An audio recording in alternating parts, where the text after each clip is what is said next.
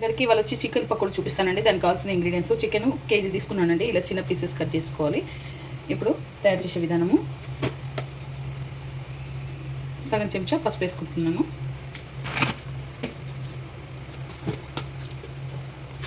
రెండు స్పూన్ల ఉప్పు వేసుకుంటున్నాను. కారం వచ్చేసి 4 స్పూన్లు వేసుకోవాలి.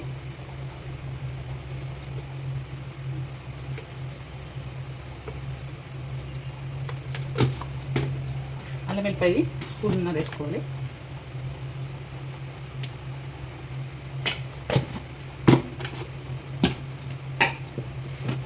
ధనియాల పొడి 2 స్పూన్లు.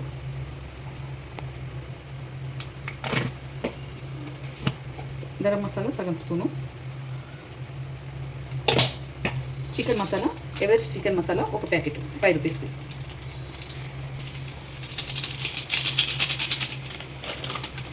ఒక గిన్నె కార్న్ఫ్లోర్ అండి.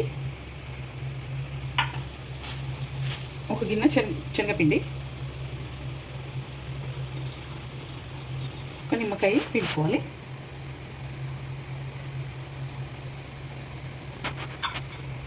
ఇదంతా మిక్స్ చేసుకోవాలండి. మిక్స్ చేసుకొని ఒక 2 అవర్స్ అన్న ఉంచుకోవాలి ఫ్రిడ్జ్లో.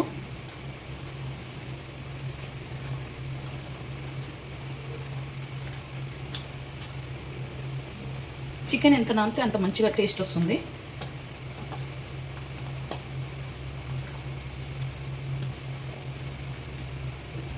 శనగపిండి ఇంకా సగం కప్ వేసుకుంటున్నాను, తక్కువ పడింది.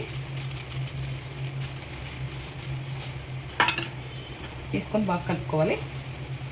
కలుపుకొని ఒక 2 అవర్స్ ఫ్రిడ్జ్లో పెట్టుకోవాలి.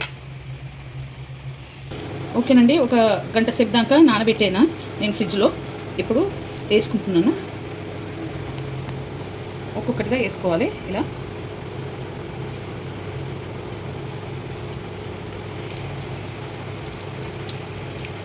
అన్నీ వేసుకోవాలి. బాగా కాగాలి. ఇప్పుడే కలపకూడదు, గంట పెట్టి.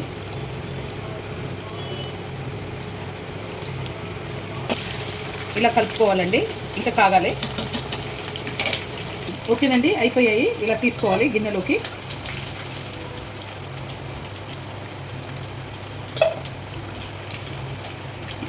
చికెన్ అంతా ఇలా వేయించుకోవాలి.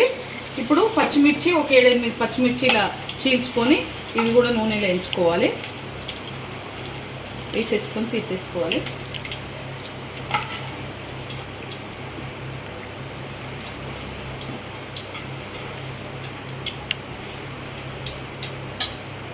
కరివేపాకు ఒక 4-5 రెమ్మల కరివేపాకు వేసుకోవాలి.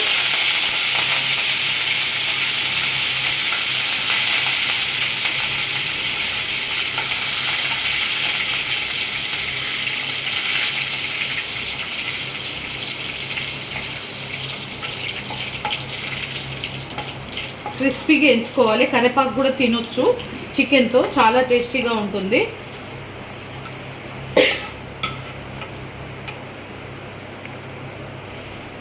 జీడిపప్పు కూడా కావాలంటే వేయించుకోవచ్చు, కానీ నేను జీడిపప్పు వేస్తలేను.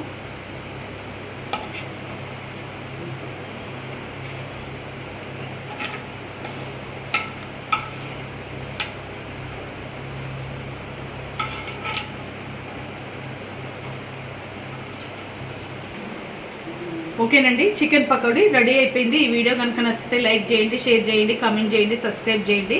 చాలా బాగుంటుంది. పప్పుచారు అంచుకు కానీ, పచ్చిపులుసు అంచుకు కానీ చాలా టేస్టీగా ఉంటుంది. మీరు కూడా ట్రై చేయండి.